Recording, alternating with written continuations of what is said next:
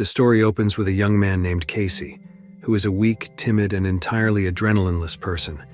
This is evident when he is at a restaurant and sees a couple speaking in French. Casey actually understands what they are saying, but he decides to remain silent and let himself be insulted. Not only in his surroundings, but even when he works as an accountant at a company, Casey tries to get closer to some other employees, but they consider him awkward and rudely push him away. The story continues one night when he goes out to buy food for his dog. Casey is approached by two people on a motorcycle who ask him, "Are you carrying a weapon?" Of course, being timid, Casey says no. After buying the dog food, Casey is again approached by the same two young men, and they suddenly start beating him until he has to be rushed to the hospital due to severe injuries. After feeling better from the previous assault, Casey returns to his normal life. But this time he feels more fearful of any incidents that might happen. Casey decides to buy a weapon to protect himself and to be prepared if anything unwanted happens to him. But in reality, buying a weapon is not as easy as one might think. Casey has to wait about 1 or 2 months to get his weapon. He accidentally sees and enters a karate dojo and is amazed by the moves demonstrated by the sensei there. After Sensei shows all the moves, he approaches Casey. Casey tells Sensei that he is impressed by the moves and decides to register and join the dojo. The next day, Casey rushes to the dojo, and upon arriving, he quickly changes into the outfit given to him. On his first day of training, Casey is paired with a senior student and immediately gets a kick. However, his partner this time is quite sportive, testing and teaching Casey some techniques he didn't know before. Making a good impression from the start certainly makes him more enthusiastic and serious about his training. After finishing the training session, Sensei took Casey to a room that he was not allowed to enter. After all that, Casey hurried home and practiced the skills he had learned in front of a mirror. The story moves to the night, where all the students and Sensei were gathered. This time, Sensei told about his life journey, and also about his grandmaster who had reached the highest level, where he could kill someone with just one finger. Not stopping there, Sensei also told all his students that he strictly forbids them from using weapons, because weapons are only for the weak. A few days after training, Sensei told Casey some happy news. He would be promoted and receive a yellow belt. Not only that, but Sensei also told him that one student had been promoted to a black belt. One female student named Anna felt confident and thought she would receive the honor. But surprisingly, another student received the honor. The story moves, showing Casey looking at himself in the mirror, feeling proud and strong when wearing his yellow belt. But when he took off the belt, Casey felt like his old self again, feeling weak and having no self-confidence. This was proven when he finished work and someone accidentally bumped into his car. Casey, feeling cocky and thinking he was tough, said he had a yellow belt. The person was not scared or intimidated by Casey's threat, and as a result, Casey ended up crying in his car. The story moves, showing Casey coming to the dojo and approaching Sensei to return his uniform and yellow belt because he felt he did not deserve them.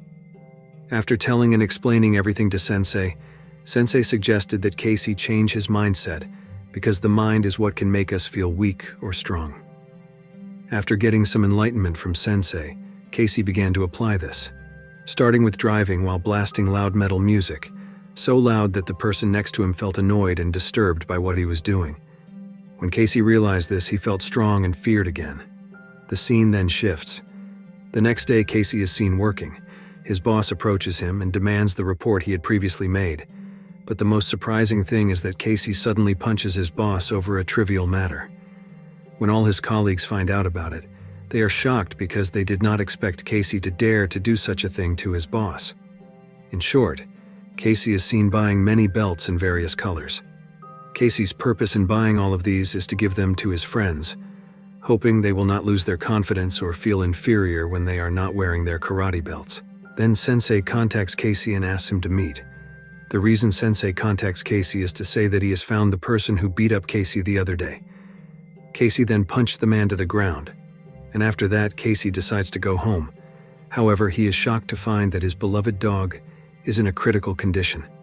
He rushes to take the dog to the hospital, but upon arrival, the doctor says the dog has suffered a broken bone, headache, diarrhea, and several other ailments. In short, Casey goes to the dojo to meet Sensei. At this point, Casey is shocked to hear a fact. Starting with the man Casey beat up last night, it turns out he was not the one who beat up Casey previously. Sensei's purpose in doing this was so that Casey could release all his anger and start learning to be a real man. The second fact is about his dog. Sensei was the one who tortured his beloved dog. After hearing all this, Casey challenges Sensei to a fight. As expected, Casey loses. Feeling unable to escape because Sensei has a recording of him beating up a drunk person previously, Sensei begins to blackmail Casey and orders him to calculate the dojo's earnings. Casey realizes one thing. Sensei has often done this to his former students, and an even more shocking fact is that the person who actually beat up Casey previously was Sensei and his students. The scene then changes. Anna tells Casey that she also hates Sensei and regrets that Casey fell into Sensei's trap. Back to Casey and Anna. Their goal this time is to find prey or weak people like Casey used to be and trap them into joining their dojo. After a long search, they finally find the right prey. But unexpectedly, the person they target this time carries a weapon and promptly shoots Anna in the leg. Knowing the situation is getting chaotic, Casey goes down and chases the person, bashing his head until he dies on the spot. The story shifts to Casey arriving at his house. He is greeted by a fierce dog and a letter that reads, "Be brave or the dog will kill you." After seeing the dog and reading the letter, Casey decides to return to Sensei's dojo.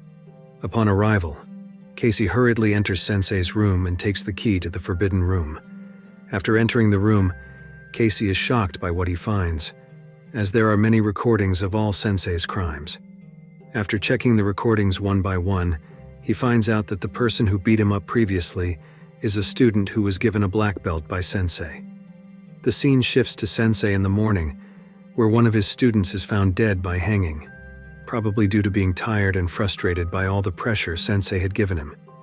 Sensei then takes the body and places it in the disposal room without any remorse for the incident. After tidying up the body, Sensei bows and stares at the photo of the Grandmaster. Not long after, he is approached by Casey and challenged to a fight. Sensei first salutes Casey, but suddenly Casey pulls out a gun and shoots Sensei in the head. It turns out the gun permit for the weapon he bought earlier had been completed. In the final scene, Casey gives Sensei's black belt to Anna.